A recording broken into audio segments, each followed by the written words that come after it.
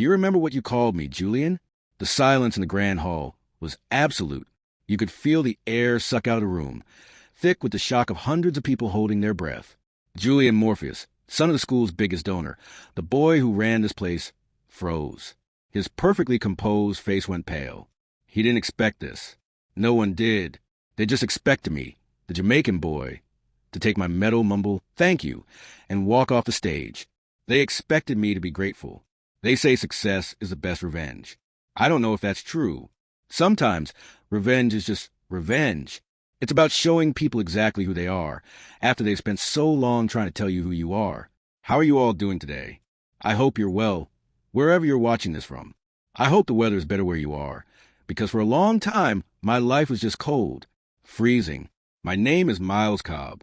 This is a story of how I went from being the invisible mocked island boy at the most exclusive boarding school in England to the one person who held all their futures in his hand.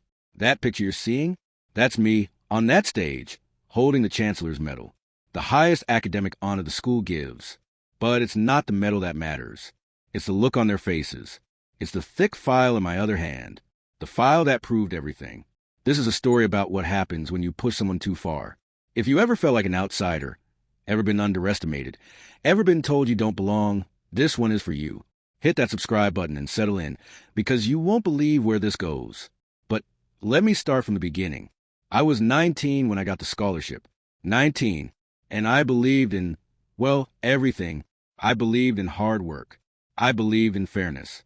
I believed in the British education system.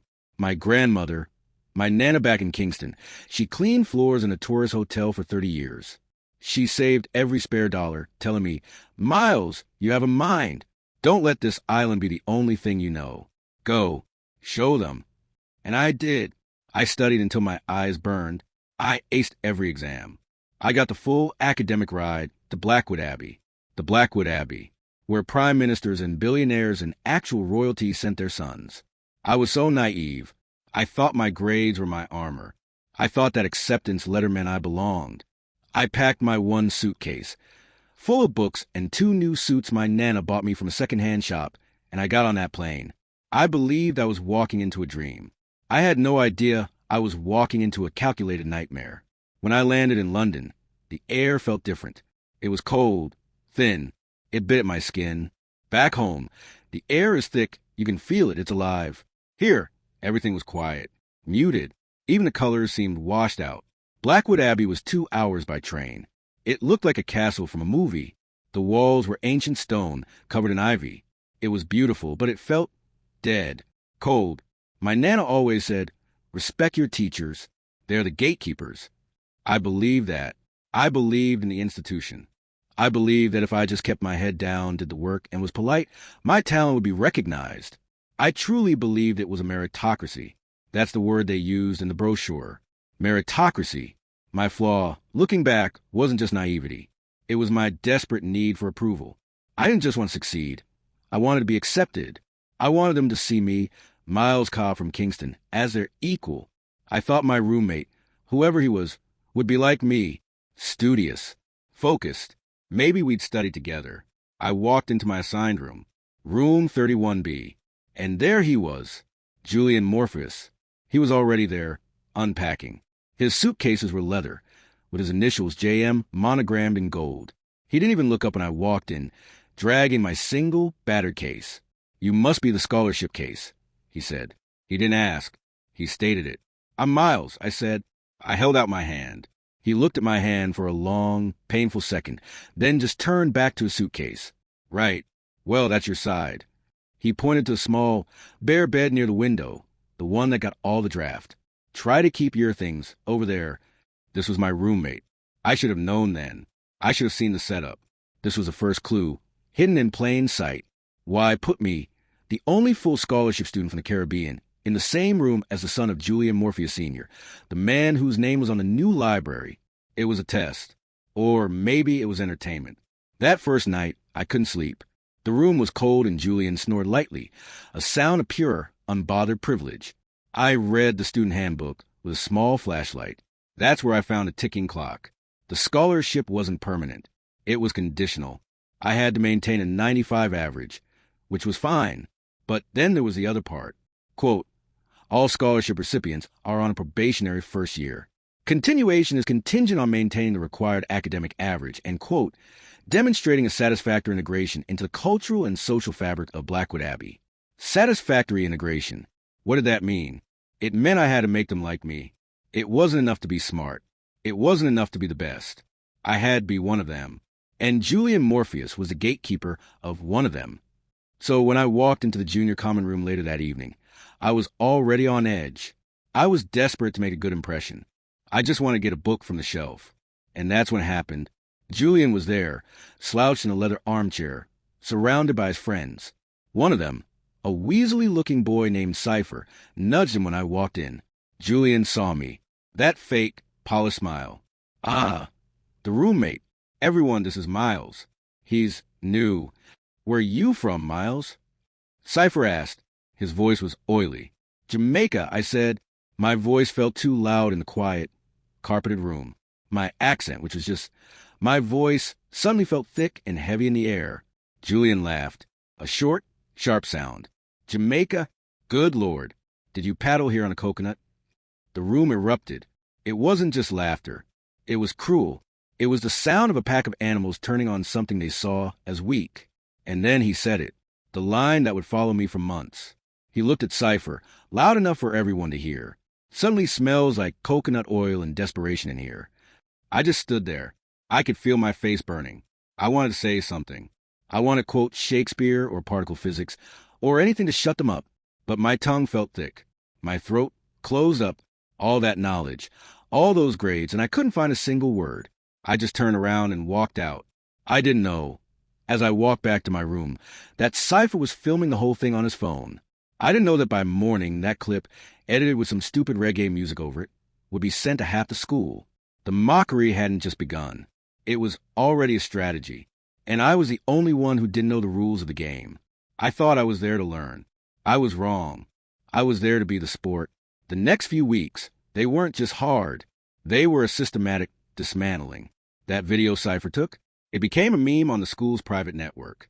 My face, frozen in humiliation, with captions like, when you realize you're not in Kingston anymore, or just a coconut emoji. It was everywhere. I tried to be invisible. I'd sit in the back of the lecture halls.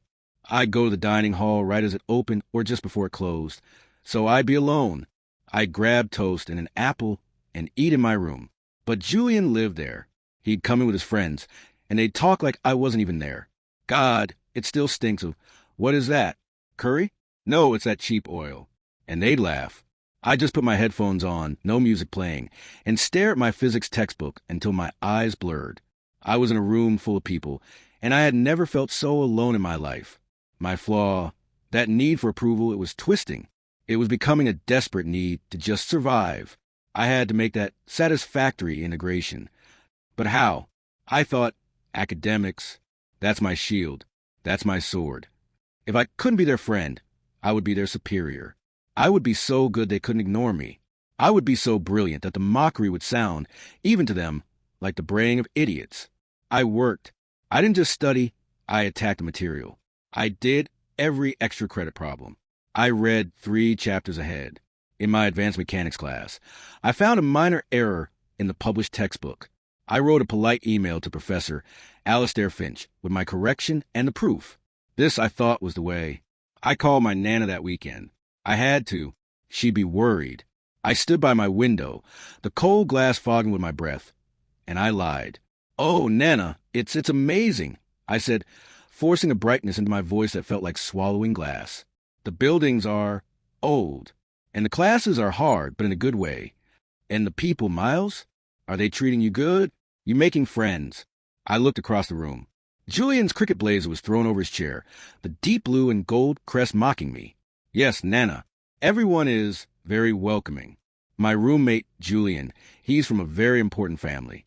We're getting along. Good. Good, she sighed, relieved. You remember what I told you. You are as good as any of them. You are better. You just work hard and be polite.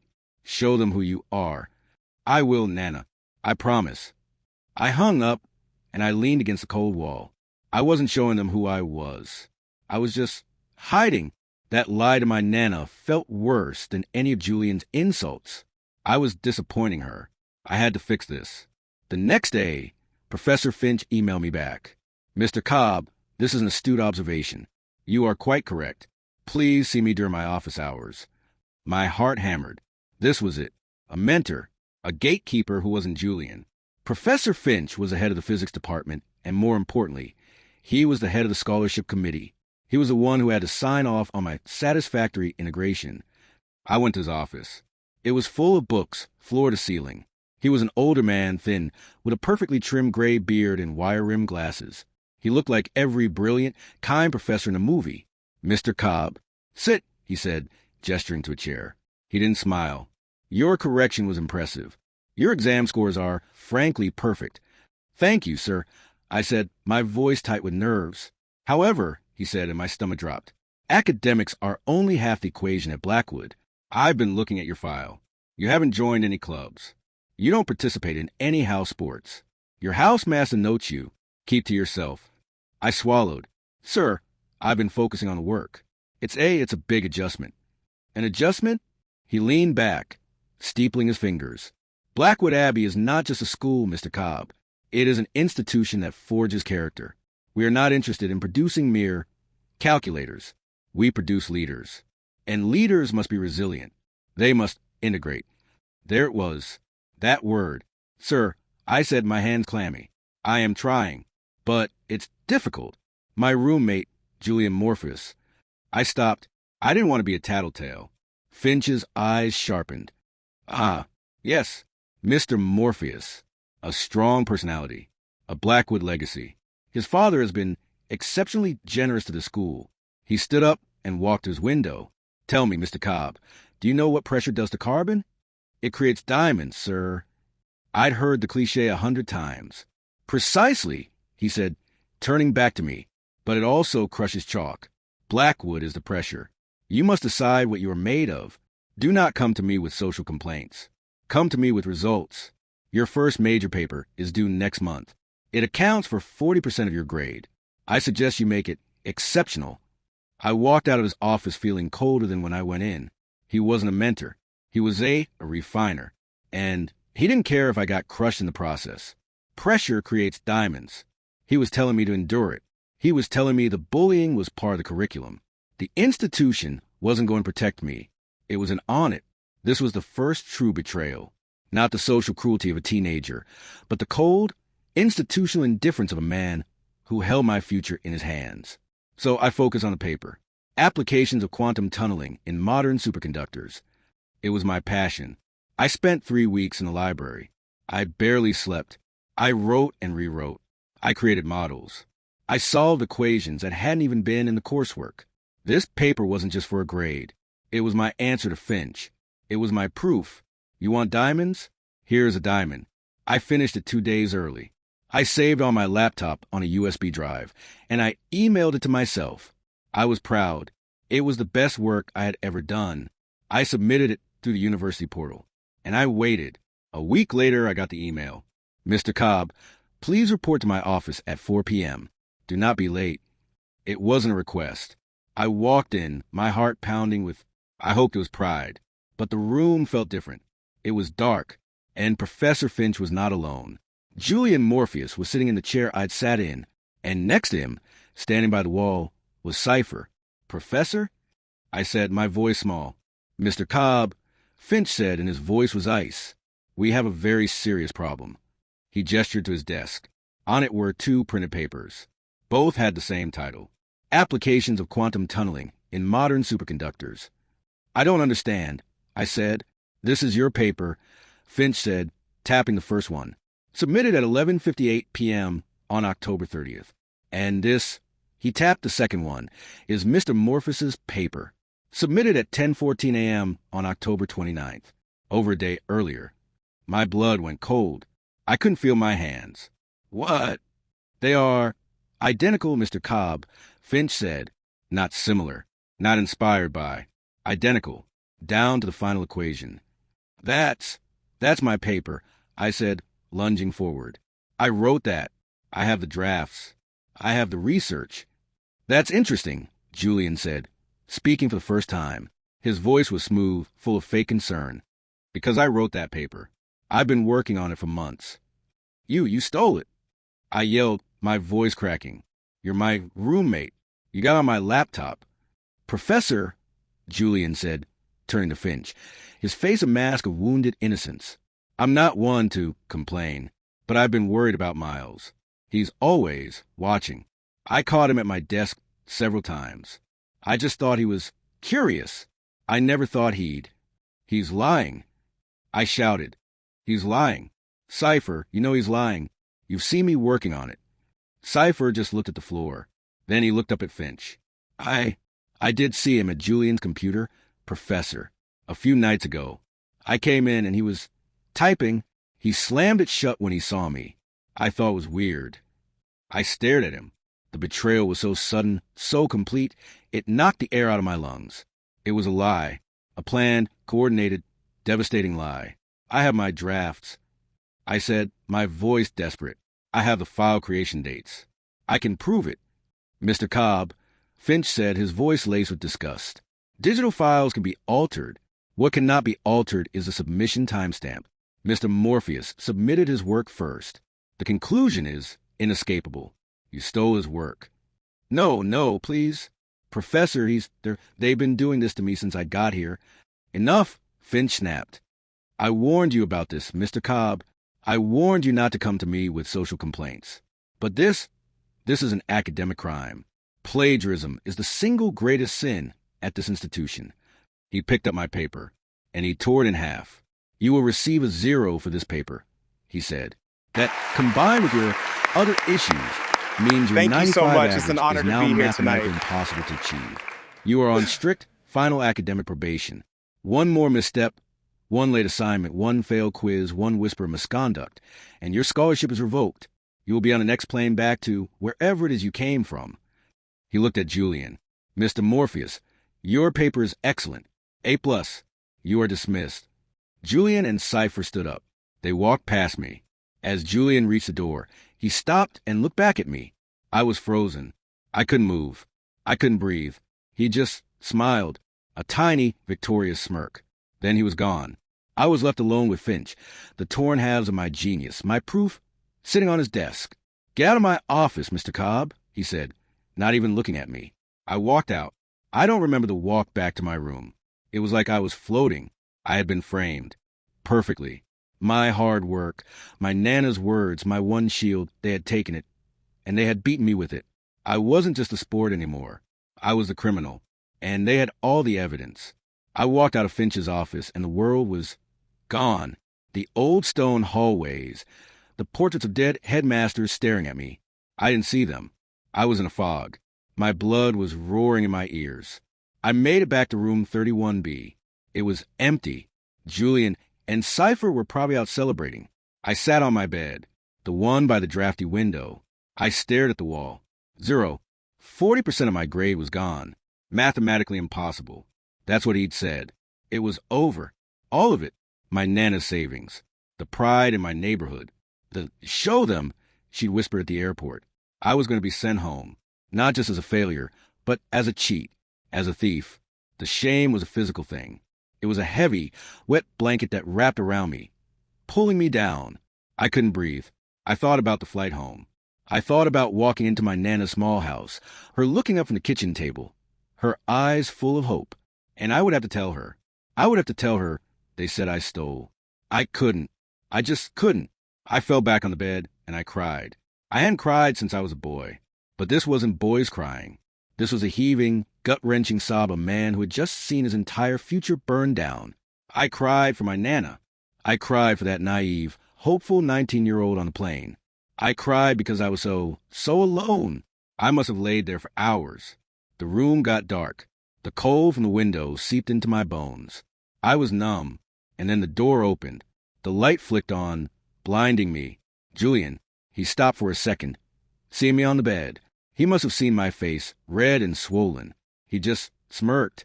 Rough day, roommate, he said, his voice casual. He tossed his keys onto his desk. He was whistling, a quiet, tuneless whistle. He opened his bag and pulled out a new, expensive-looking book on macroeconomics. He dropped it on his desk with a heavy thud. That thud, that whistle, something inside me didn't just break. It set. It hardened. The hot, messy grief of the last few hours just froze. It turned into something cold, something sharp, like ice. He was whistling. He had taken my future, torn it to pieces, and he was whistling. I sat up, slowly. My hands were shaking, but not from fear. Not anymore. It was rage. A pure, clean, cold rage that burned out everything else. He looked at me, his smile fading a little, maybe seeing the change in my eyes. What? I didn't say anything. I just stood up. I walked to my own desk.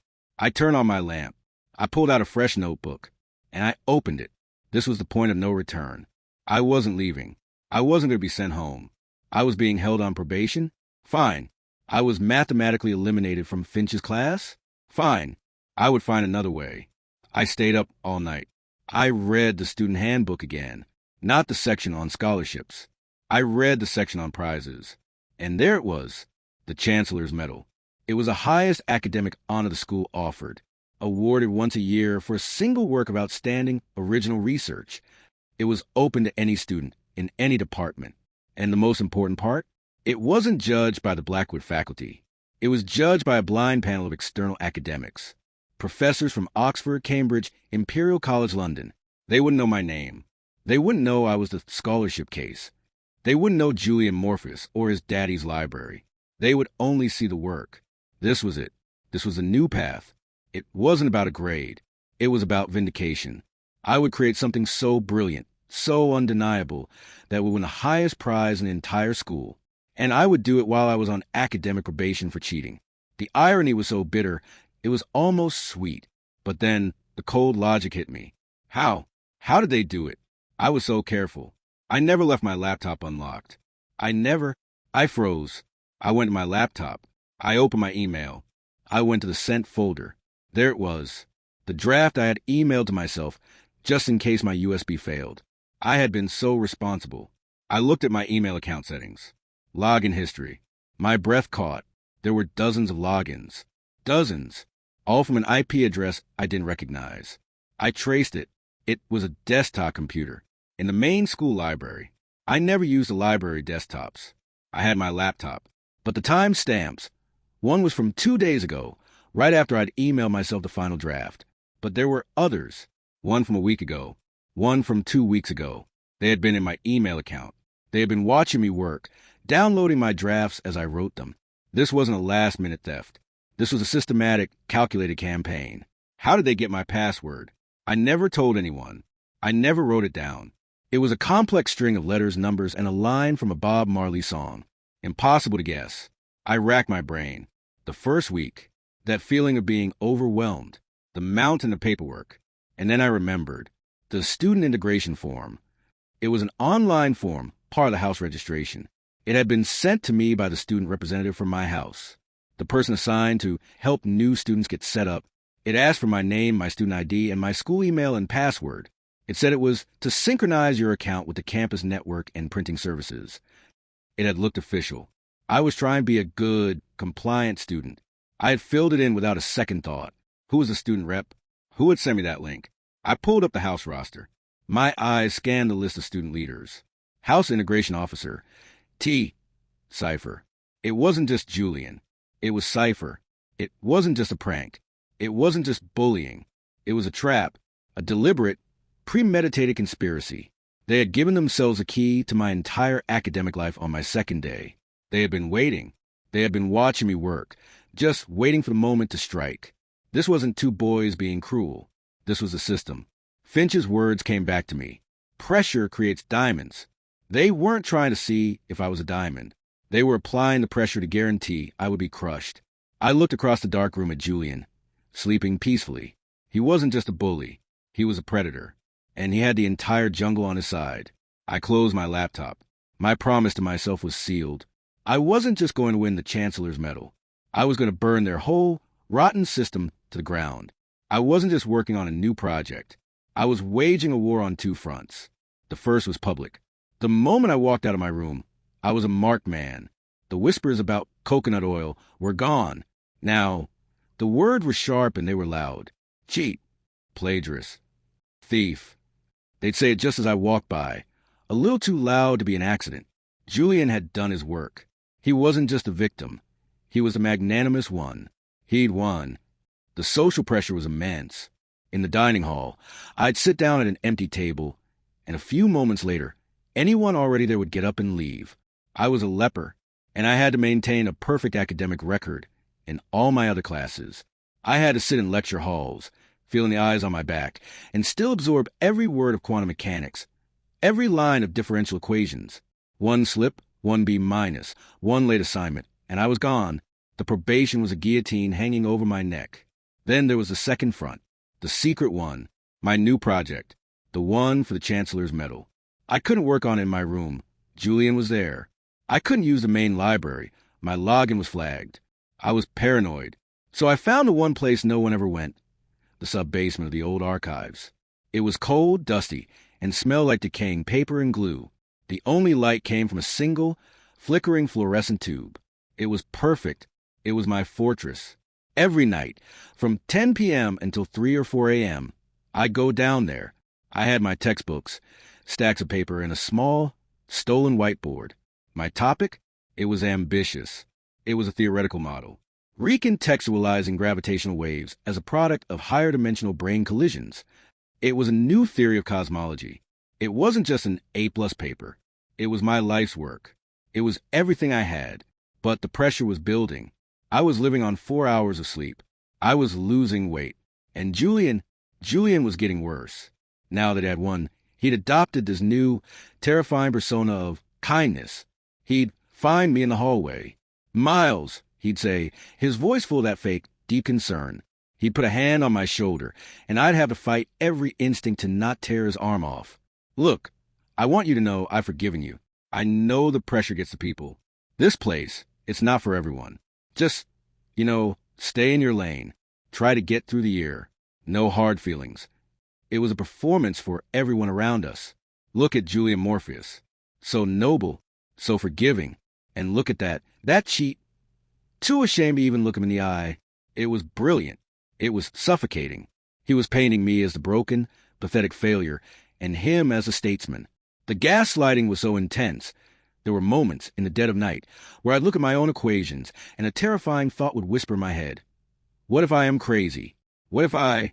No, I would shake it off. I knew what they did. I just had to prove it. The archives were my only sanctuary. I was down there one night, probably around 2 a.m., sketching out a tensor calculus problem on my little whiteboard, muttering to myself in patois, which I did when I was deep in thought. That's the Einstein field equation, isn't it? I spun around. My heart was in my throat. A young woman was standing in the doorway. She was small, with tired eyes and a stack of books in her arms. She wasn't a student. I'd seen her, maybe, in the library. "Sorry," she said, her voice quiet. I'm Alara. I'm one of the post-grad archivists. I heard someone, and then I saw your math." I just stared at her. I was cornered. She stepped in, looking at my whiteboard, not at me. Her eyes scanned equations. "But you're applying it to A. Is that a 5-dimensional metric? You're arguing against a standard cosmological constant. I'd never spoken to anyone about my work. Not really. You're a physicist?" I asked. My voice was hoarse. "A level," she said with a small, sad smile. "My grant is in library sciences. I'm cataloging the 19th century ledgers. Less exciting." She pointed to a complex part of my equation. Shouldn't that be a negative covariant derivative? I looked. My God, she was right. It was a minor error, but it was one. I'd been staring at it for hours. "Yes," I said, grabbing the eraser. "Yes, it should. Thank you." We stood there in silence for a minute. She was the first person in months who had looked at me and seen a scientist. Not a cheat, not an island boy. "Your work is beautiful, Miles," she said, finally looking at me. "Professor Finch must be ecstatic." My stomach tightened. "Professor Finch? He's not my advisor on this." "He's not." She looked confused. "But he's the head of the department. And this is groundbreaking. This is postdoctoral stuff. This is Chancellor's Medal stuff." She had no idea. I was so desperate for an ally. For one person. I didn't tell her everything. I couldn't. It was too risky. But I told her a version of the truth. I'm on probation. I said the word tasting like poison. There was an incident with my roommate. Plagiarism. They said I stole his paper. Alara's face went flat. All the light went out of it. Who's your roommate? Julian Morpheus. She just nodded, slowly. Julian Morpheus. And T cipher. You know them?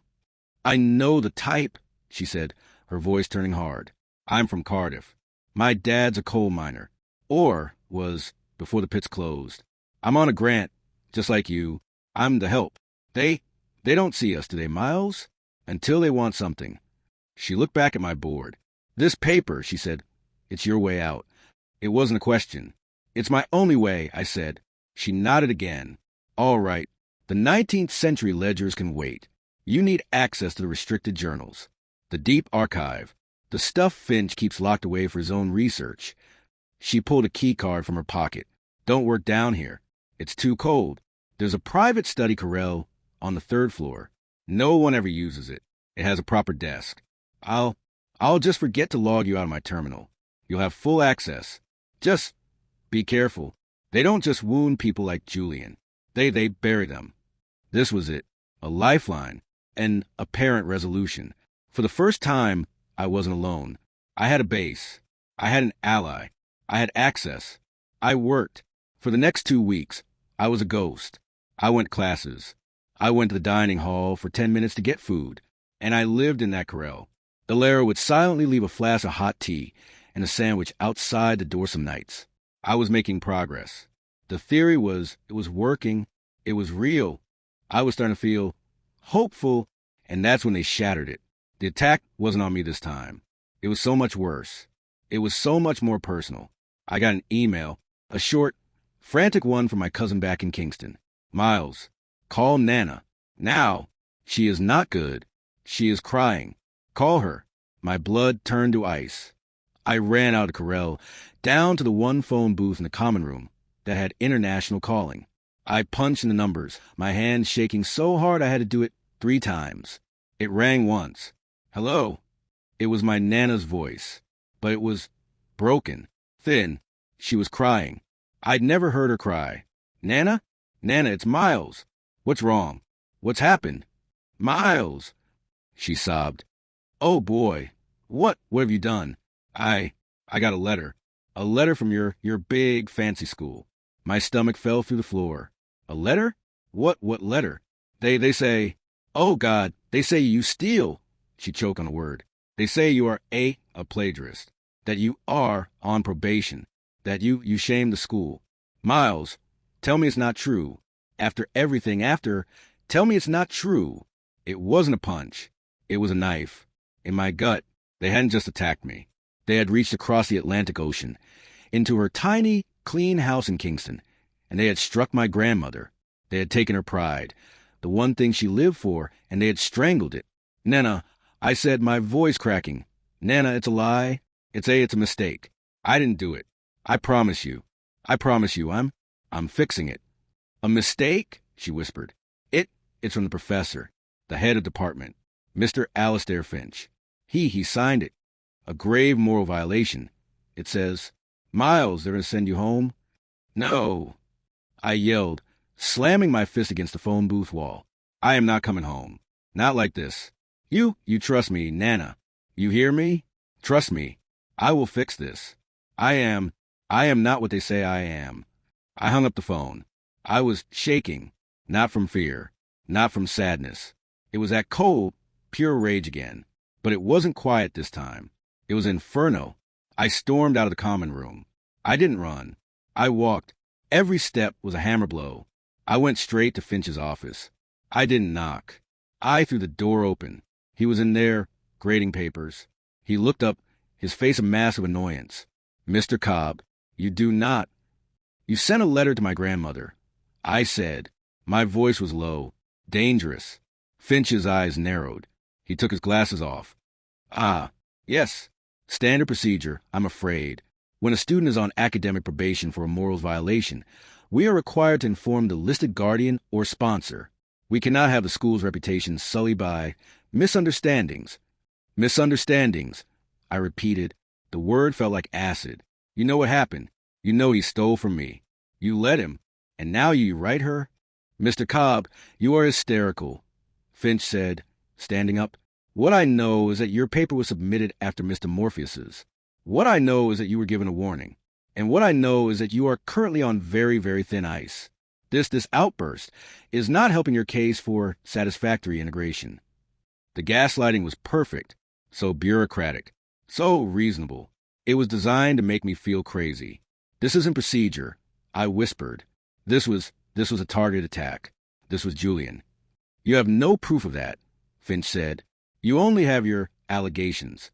Now, I suggest you leave my office before I call campus security. I stared at him. The man who was supposed to be my mentor. The gatekeeper. He was part of it. He was the wall. I turned and walked out. But something had changed. The grief was gone. The desperation was gone. The rage was still there, but it was focused. It was fuel. They had made the ultimate mistake. They had hurt my Nana. And now, I wasn't just going to win. I wasn't just going to expose them. I was going to gather the evidence to dismantle them. I went back to the corral. I sat down.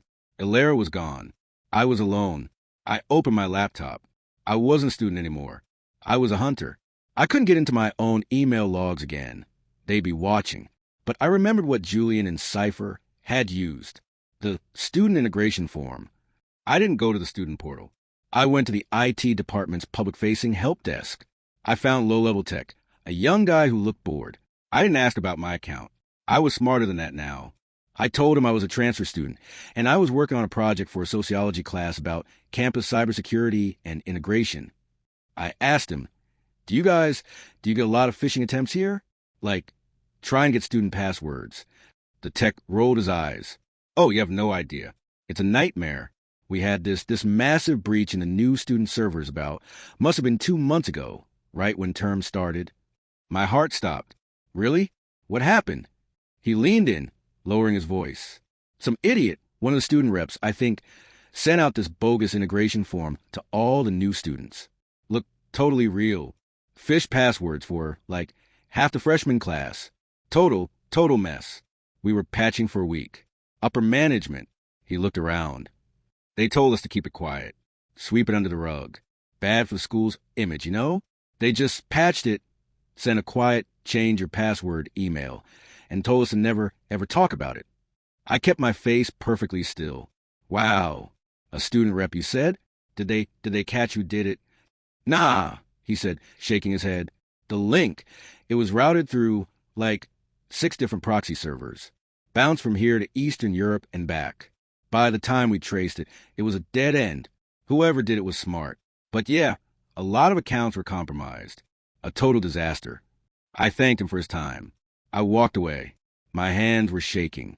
I had it. It wasn't just a suspicion. It was a fact. The school knew. They knew there was a massive phishing scam.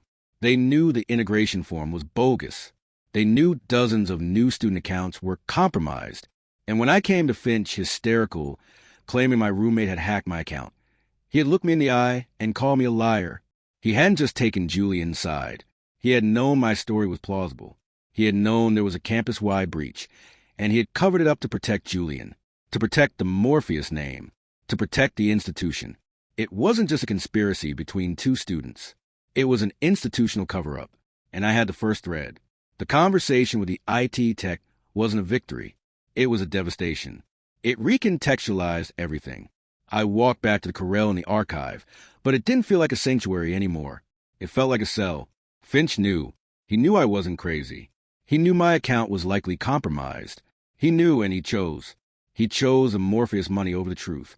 He chose to protect the school's reputation over the life of a scholarship student. The letter to my Nana wasn't just cruel. It was a strategic move. It was a message. You are nothing. We can crush you, and we can crush everyone who loves you.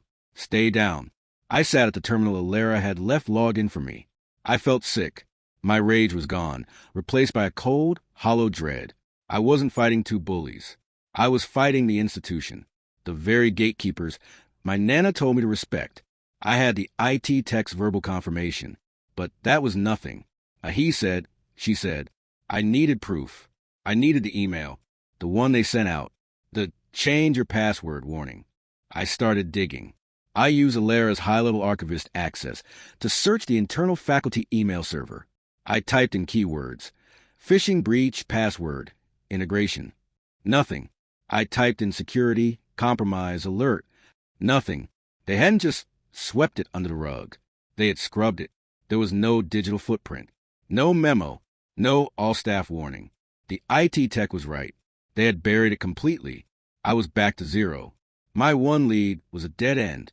I put my head in my hands. The pressure was too much. The lack of sleep, the fear, the isolation. It was all pressing down on me. For a second, I thought about just stopping, just packing my one suitcase, just going home.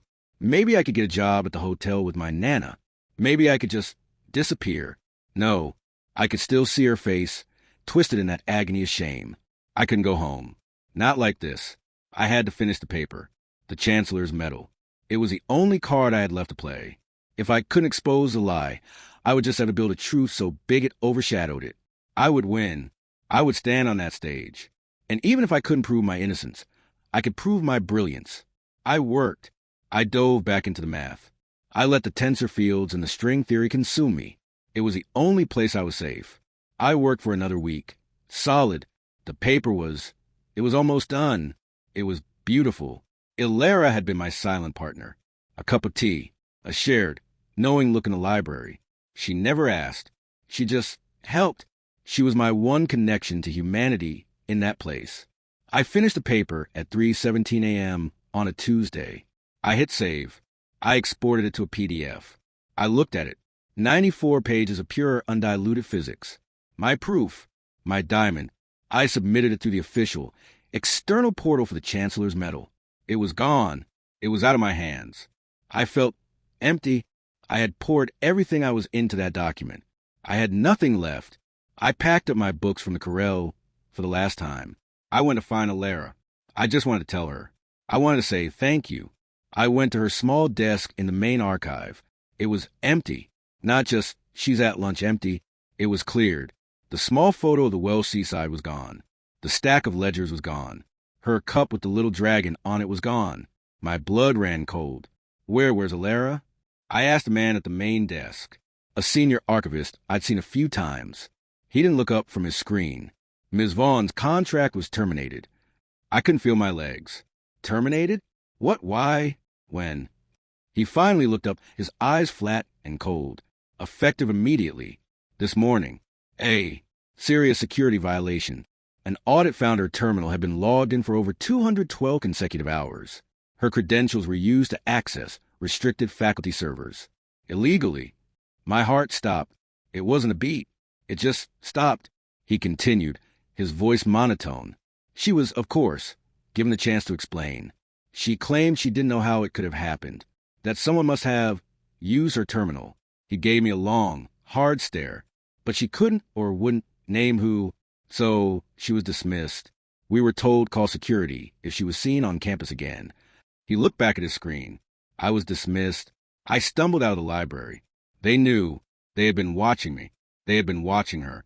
They'd waited. They had waited until I was done. Until my paper was submitted. And then they had cut my last thread. I had done this. My fight. My obsession.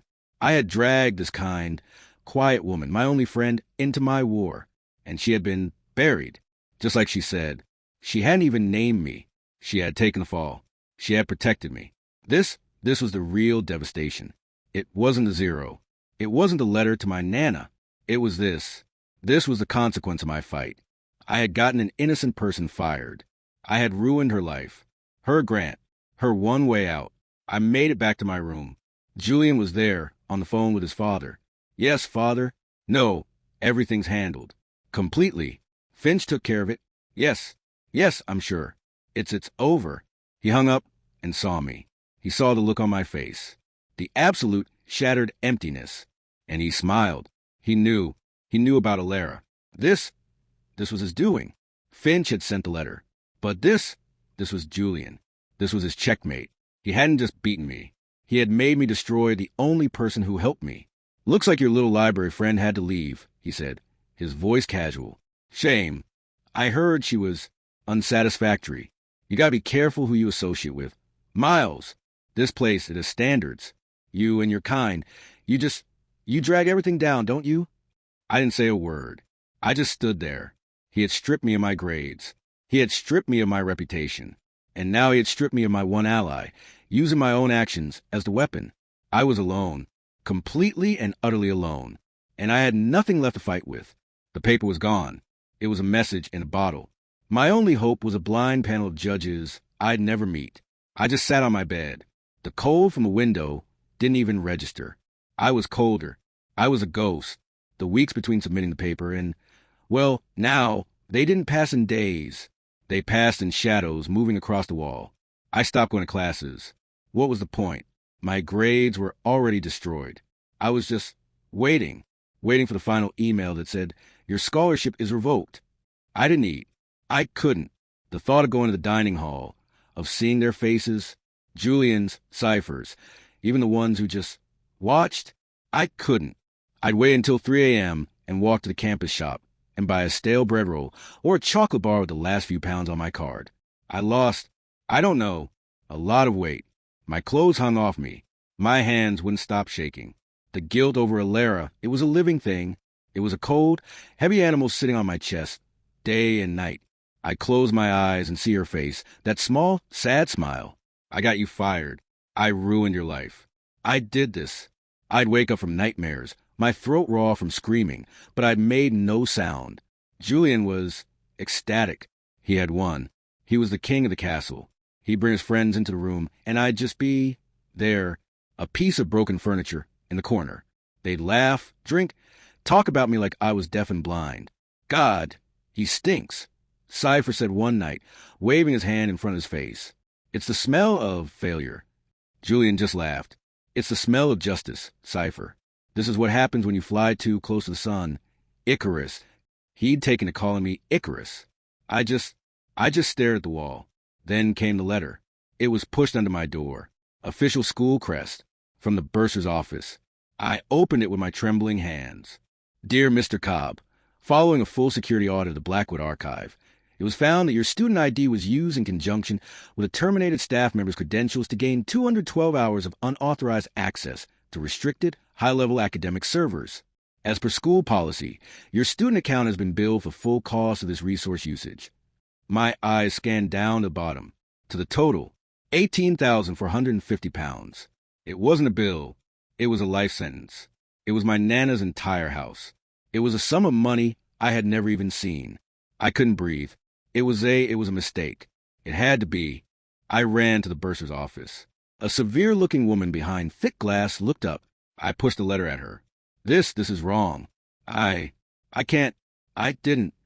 Mr. Cobb, she said, her voice like a file nail. The charges are correct. The logs are verified. You have 30 days to pay. If you cannot, well, she pulled up my file. Your account is frozen, effective immediately. All campus privileges are suspended. Suspended? What does that mean? It means your meal card is deactivated. Your library access is revoked. And, she said, tapping one last key, as your housing is contingent on your account being in good standing, you have 48 hours to vacate your room. There it was, the guillotine. I was being kicked out, not just from the school, from the country.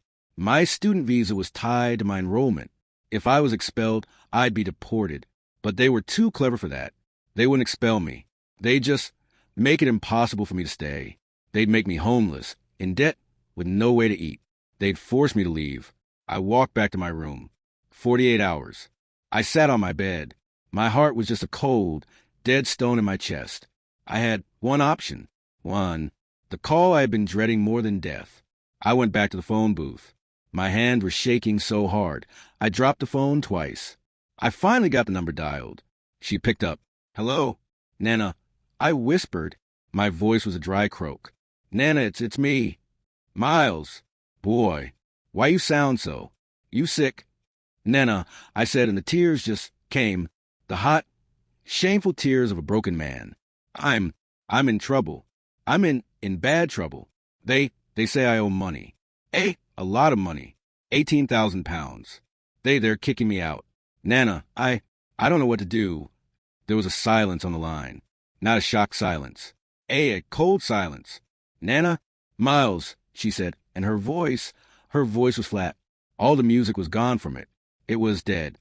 I cannot help you. What? Nana, please. Just a little to buy a ticket. No, boy, she said, her voice hard. I spoke to the man. You're a professor, Mr. Finch. My blood stopped. What? When? He called me. After the letter. He was so kind, Miles. He explained everything. Explained what? I whispered, dread creeping up my spine. He said, you fell in with a bad one. A woman. This, Ilera at the library. He said she was a radical, a troublemaker, that she put these ideas in your head, that she was the one who made you steal, and that she used you. It was a lie so perfect, so diabolical. It painted me not as a thief, but as a victim, a naive fool. It explained everything, and it blamed the one person who wasn't there to defend herself. Nana, no, I choked. No, that's a lie. He's lying to you. She helped me. Mr. Finch is a good man, she snapped, her voice breaking. He understands.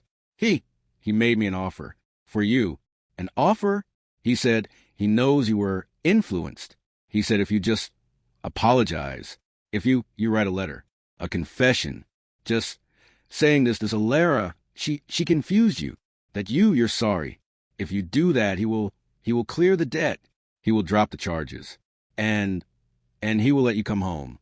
Quietly. He'll pay for the ticket. He said he just wants to help you. I slid down the wall of the phone booth. It was checkmate. He had boxed me in from every conceivable angle. He had cut off my money. He had cut off my home. And now, he had turned my Nana. He had used her love for me, her trust in good men, and he had made her his weapon. He was offering me a choice. Choice A, refuse. Be thrown onto the streets of London in 48 hours, an illegal immigrant with an 18,000-pound debt that would follow me for life. Die in a ditch. Choice B, accept. Write the letter. Blame Alara. Confirm I was a cheat and a fool, influenced by a radical woman. Destroy the reputation of the one person who had shown me kindness. In return, my sins would be forgiven. The debt would vanish. And I would be sent home, quietly as a broken, confessed failure. This was the darkest descent. This was rock bottom. I hung up the phone. I didn't even say goodbye. I walked back to room 31B. Julian was out. The room was empty. I pulled my one battered suitcase from under the bed, the one I had packed with such hope, the one my Nana had smiled at. I opened it. I couldn't. I collapsed. I fell on the floor. I had nothing. I had no one. Not even my Nana believed me. I was alone. Julian, Finch, Cypher, the school. They had won. They had taken my academics, my reputation, my friend, my money, my home, and finally, my family. I was done. I was so tired. I found a piece of paper. I found a pen. My hand was shaking. To Professor Finch, I wrote, I am writing to confess. I was going to do it. I was going to blame Alara. Because what else was there? I just wanted to go home. I just wanted it to be over. I was completely and utterly broken. My hand was shaking so badly, I could barely hold a pen. I am writing to confess that I was confused. The words were bile in my throat. I was about to write her name. I was about to sign away the last piece of my soul. I was going to confirm that I was the cheat, the fool, the chalk that Finch had crushed. The door to the room opened. I didn't even look up. It was probably Julian, coming to pack my things for me, to throw them in the hall. Miles. The voice, it wasn't Julian. It was female. It was Alara. I looked up. She was standing in the doorway. She wasn't in her neat library cardigans. She was wearing jeans and a thick coat, and she had a backpack slung over her shoulder. Her face was pale. She looked furious. Alara? I whispered. My voice didn't work. You're not supposed to be here. They said They said I was fired, she said, her voice hard. She walked in and shut the door. They said I was a security risk. They took my keys, my card, and told me security would arrest me if I stepped on campus. Then What are you doing here? I've been in the village, at a pub with Wi-Fi. I got a system alert on my personal email. An automated one I'd set up ages ago for the archive server. It told me my credentials had been used to access the bursar's office. She looked at the letter on my desk. To bill a student. You. She saw the confession. She saw the pen in my hand. Her face, which had been angry, just crumpled. Oh, Miles, she whispered. No. You're not. They won, Alara. I choked out. They're kicking me out. 18,000 pounds. They called my Nana. They told her you corrupted me. They offered me a deal. I just want to go home. I have to. No. Her voice was quiet, but it was steel. You don't get to do this. You don't get to let them win. And you sure as hell don't get to blame me for it. She wasn't angry at me. She was angry at them. It's over. I yelled, standing up. There's nothing left to fight with. They scrubbed the servers. They turned my grandmother against me. They took everything. They didn't take everything, she said. She shrugged off her backpack and dropped it on my bed. They fired me, Miles. They didn't wipe my brain. They're good at burying things. But I'm a professional archivist. Digging things up is what I do. She unzipped the bag. It was full of hard drives and notebooks. They're stupid, she said, her voice shaking with a cold rage that matched my own. They're arrogant. They scrubbed the active email server. They scrubbed the logs. She pulled out a small, silver hard drive.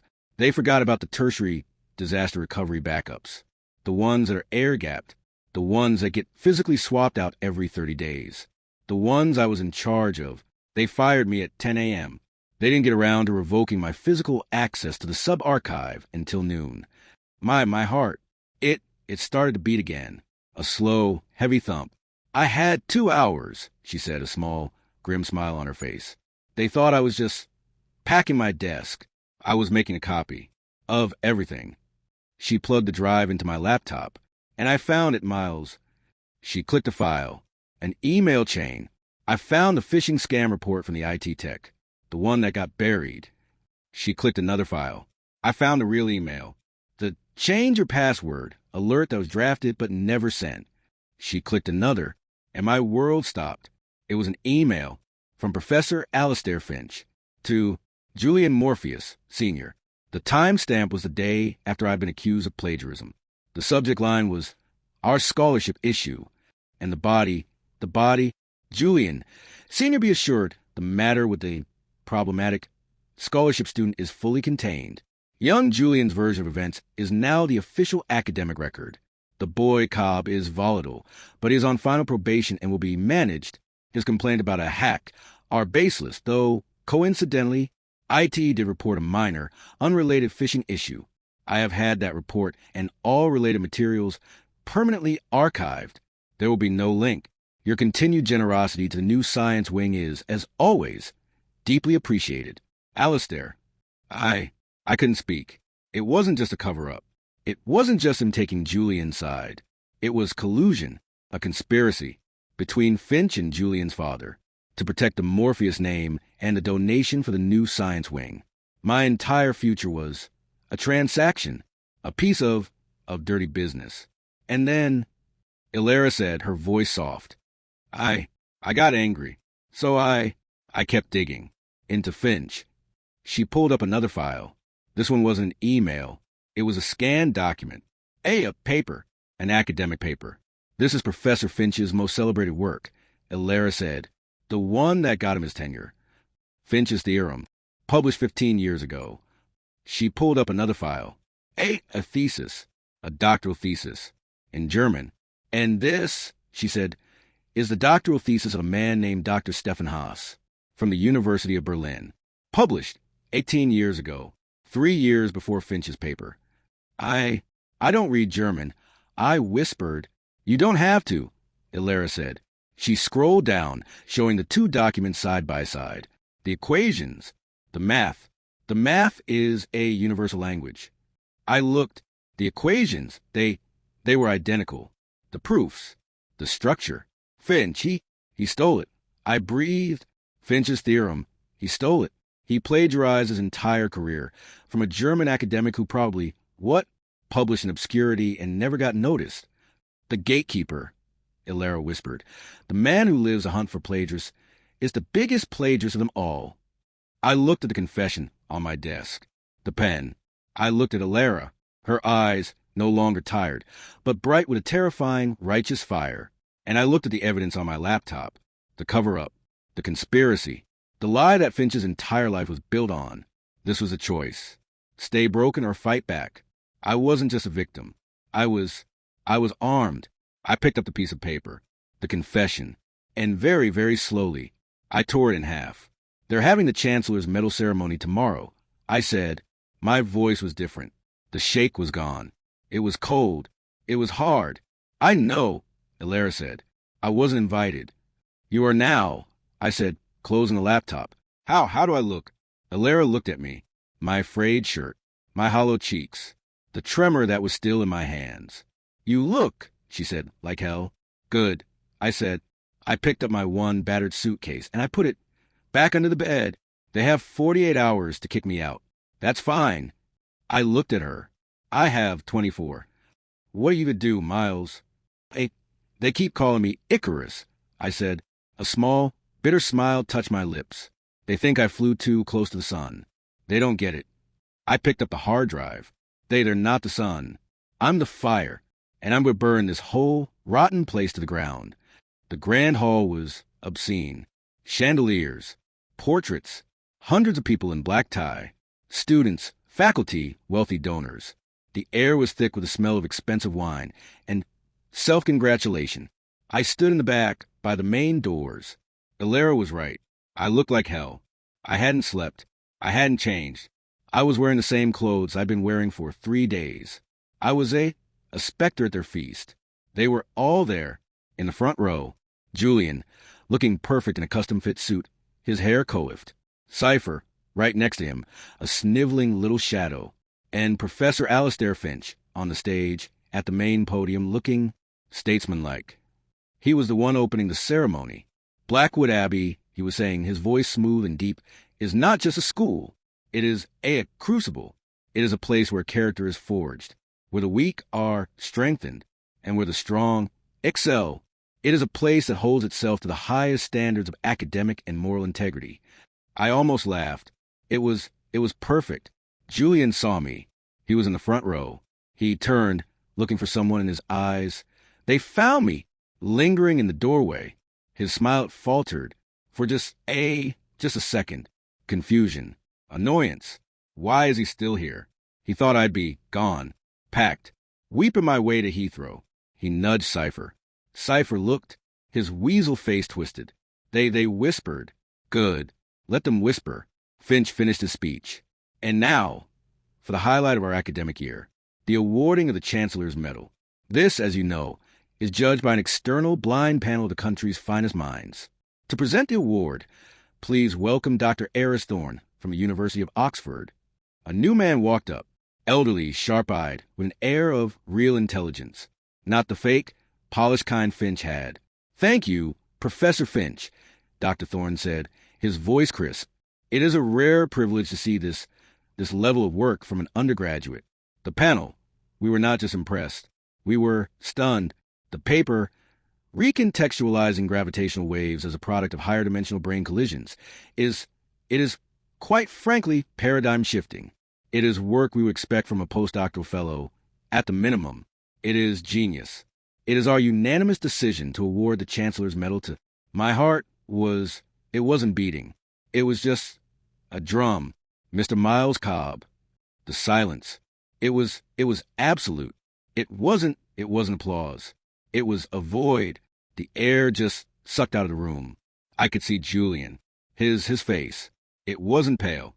It was gray. He wasn't breathing. He just stared. Finch's polished smile was frozen on his face. It was a rictus. He looked like he'd been shot. And then the applause started. Not from the students. Not from the faculty. It started from Dr. Thorne. He was clapping, looking at me, smiling. And the other external judges, they joined in. And then, slowly, horribly, the rest of the room had to. A A scattered, confused, angry spatter of applause. I walked from the back of the hall. Every step, it echoed. Thud, thud, thud, on the marble floor. I wasn't that 19-year-old boy anymore. I wasn't hiding. I felt tall. I walked past Julian. He flinched. He literally flinched as I passed. I walked up the stairs, onto the stage. I stood in front of Professor Finch. I looked him right in the eye. His smile was gone. His face was terrified. Dr. Thorne shook my hand vigorously. Mr. Cobb, a brilliant piece of work. Truly, a masterpiece. He handed me the medal. It was heavy, gold. He handed me the scroll, my award, and then he stepped back to the podium. Mr. Cobb, would you care to say a few words? This was it. I walked to the podium. I looked out at the hundreds of faces, all staring at me, in confusion, in disgust. They were looking at the cheat, the thief, holding their highest honor. Thank you, Dr. Thorne, I said. My voice, it didn't shake. It boomed. The microphone, it made me powerful. Thank you to the panel for seeing the work. Just the work. I looked at my medal. They say success is the best revenge. I said, I don't know if that's true.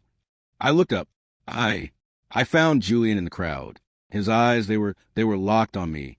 Pure hatred, pure fear. I was told I was chalk, to be crushed. I was told this place was for diamonds. I looked at Finch. He was trying to signal me. A little cut it short motion. I ignored him. This medal, I said, is my proof that I am not chalk, but it's not the only proof. I reached into my pocket, my other pocket. I pulled out the silver hard drive. You see, I said, I was accused of plagiarism by my roommate, Julian Morpheus. A gasp from the crowd. You don't name names. Julian, he went white, and I was convicted. I said, by Professor Alistair Finch. Finch, he stood up. Mr. Cobb, this is not the time. Sit down, Dr. Thorne. The Oxford professor snapped at him. The boy will speak. Finch, he froze, and he sat. Professor Finch, he told me. I was a liar. I said my voice, it was ringing with the truth. When I told him my email was hacked. I have the proof right here, I said, holding up the drive. The IT report that Professor Finch buried. The phishing scam he knew about. The cover up. The room was exploding in whispers. And I have the email, I said, my voice, it just cut through everything. The email from Professor Finch to Julian Morpheus Sr. Finch, he leapt to his feet. This is slander. This is libel. Security. Remove this boy from the stage. The one. I shouted that the email where you admitted to colluding with a donor to bear my case to protect his son. Two security guards were coming down the aisle, and finally, I yelled, I yelled it, I have his work, the proof that Finch's theorem, the foundation of his career is that he is a plagiarist, that he stole it from a German scholar named Dr. Stefan Haas. The whole hall erupted. Dr. Thorne, he snatched the hard drive from my hand just as the security guard reached to the stage.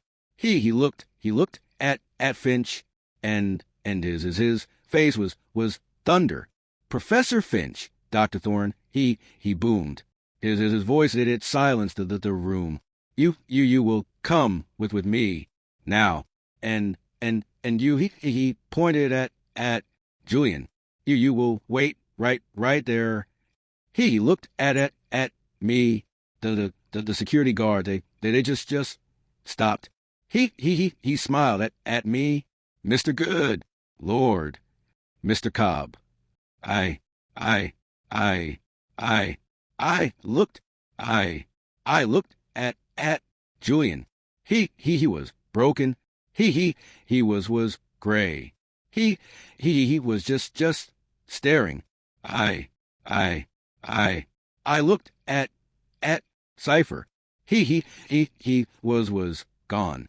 His chair was empty, and then I, I, I, I, I knew. I, I, I, I held up the metal. It was over. I, I, I, I had won. The chaos in that hall wasn't just noise. It was a collapse. It was the sound of a rotten structure caving in on itself. Dr. Thorne, holding that small silver hard drive like it was a crown jewels, had his hand firmly on Professor Finch's arm. Finch! He wasn't a statesman anymore. He was just a very pale, terrified man. His lips were moving, but no sound was coming out. The security guard just stood there, confused, looking from Finch to Dr. Thorne. Thorne was the real power in that room. He represented Oxford. He represented the entire academic world that Blackwood Abbey wished it was a part of. Professor, Dr. Thorne said, his voice cutting through the din like a scalpel, we will review this evidence. Now, in the headmaster's office. You, he pointed at a stunned-looking faculty member. Get the headmaster. Tell him it is a matter of existential importance. He then looked at me. The anger on his face was gone, replaced by something I hadn't seen in months. Respect. Mr. Cobb, you will come with us. You are the primary witness. I nodded. I started to walk off the stage. And him, I said, stopping. I pointed, right at Julian. He was still frozen in his seat. The crowd had parted around him. He was on an island of shame. He was not alone. His partner, Cypher. He ran. Dr. Thorne nodded. He looked at the security guards. Find Mr. Cypher, and escort Mr. Morpheus to the headmaster's office. Do not let him make any calls. Julian just slumped. He didn't fight. He didn't speak. All that arrogance, all that polished cruelty, it was just gone. He was just a boy, a scared, caught boy. As the guards pulled him to his feet, I saw his father, Julian Morpheus Sr., in the third row. His face, it was purple with rage. He stood up. This is an outrage. My lawyers will be speaking to our lawyers, Mr. Morpheus, Dr. Thorne said, not even looking at him. Your generosity appears to have been a bribe. This institution and the panel will be recommending a full external criminal investigation. The words criminal investigation, they hung in the air. The donors, they started leaving, not walking, fleeing. They were rats deserting a ship that was visibly on fire. I walked out of that hall, flanked by Dr. Thorne and the headmaster, who had appeared looking like he was about to have a heart attack. I left Finch and Julian and his father to the ruin I had made. As I stepped out into the cold night air, she was there, standing at the bottom of the steps. Elara, she was just looking at me. Her hands were jammed in her pockets. I walked down the steps. I was still holding the medal. It was heavy in my hand. I stopped in front of her. She wasn't smiling. Not a happy smile. It was a smile of awe, of vindication. So, she said, her voice a little shaky, you didn't just fly Icarus. You took the sun with you. You gave me the fire, Elara. I said, I didn't know what to do. So I held out the medal. This is ours. She looked at it, and then she laughed. A real bright, beautiful laugh. It was the best sound I'd ever heard. You're insane, Miles Cobb. You know that, right? Completely, wonderfully insane. Mr. Cobb? Dr. Thorne called from the door. I have to go. I said. What happens now? She asked. Now, I said, we let them see the truth. The next 72 hours, they were a blur. I was in a boardroom, not an office. The headmaster, the school's lawyers, Dr. Thorne, and two other members of the chancellor's panel. They had Alara's hard drive plugged into a huge screen. They saw everything. They saw the IT report. They saw the real phishing email. They saw Finch's email to Julian Morpheus, Sr., the headmaster. He wept openly. He destroyed us for a science wing. And then they saw the thesis. Dr. Stephen Haas. They put it side by side with Finch's theorem. It was damning. It wasn't just plagiarism. It was theft of a life's work. The fallout was biblical. Professor Alastair Finch was fired. Not asked to resign. Fired. For gross moral and academic misconduct. He was a disgrace. The academic world, it despises a cheat. He lost everything. His tenure, his pension, his name. Julian Morpheus was expelled. Immediately, his father, he threatened lawsuits. The school, they threatened criminal charges. 4-4 for conspiracy to defraud the institution. The Morpheus family, they disappeared. They withdrew. Their name was Mud. Cypher, they found him at the train station. He was expelled, too. He confessed. To everything. To building the phishing form. To filming me. To live or Julian. He begged. It didn't matter. The 18,000-pound bill, it had vanished, along with a written apology from the headmaster. Alara, she was rehired with back pay and a promotion to head archivist and a full grant to complete her own PhD in physics.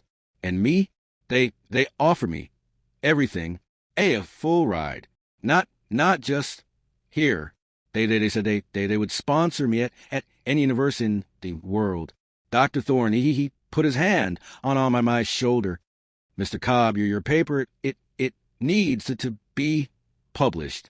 I would be honored to supervise your doctorate at Oxford. Oxford. I cried. But first there was one last call I had to make. I sat in the headmaster's office, using his phone. I dialed. She answered. Her voice was so small. Hello, Nana, I said. My own voice, it broke. Miles? Boy, are you safe? Did you write the letter? No, Nana, I said. I smiled. I didn't write the letter. I gave a speech. A speech? Nana, I said, I won. I won the big medal. The chancellor's medal. The highest one. There was silence. And Nana, I continued the men who lied to you, the ones who hurt you, they're gone. They lost everything. I showed everyone the truth. Nana, I'm not a thief. I'm a scientist. I heard a gasp and then a sob, but it wasn't a sad sob. It wasn't the sound she made before. It was pride. It was relief. It was joy. I knew it. She whispered. I knew it. My Miles. My boy. I knew you were a diamond. I knew it. I'm coming home for a visit. Nana, I said, But first they're flying you here. First class. To see me. I I I I told them to. We both cried. So here I am. That picture that was then. This is now. I'm I'm at Oxford. Dr. Thorne, he wasn't joking. My paper, it was published. It made waves. Ilara, she's here too. Her PhD in physics. It turns out we work well together. And my Nana, she came. She wore her best church hat to walk through the halls of Blackwood. She saw the empty office with Finch's name scraped off the door. She looked at me and she smiled. They mocked me. They tried to break me. They tried to crush me. They underestimated the boy from Kingston. They forgot that pressure it does two things. It crushes chalk and it makes diamonds. But they forgot the third thing. Sometimes it just makes an explosion. Thank you for listening to my story. I I hope it helped. If you're in your own dark place, just remember, hold on to your truth. Find your Elara, and never ever let them win. My name is Dr. Miles Cobb. Please hit that like button, subscribe, and please share this story. Someone out there needs to hear it. Let me know in the comments what you would have done. Thank you. Be well.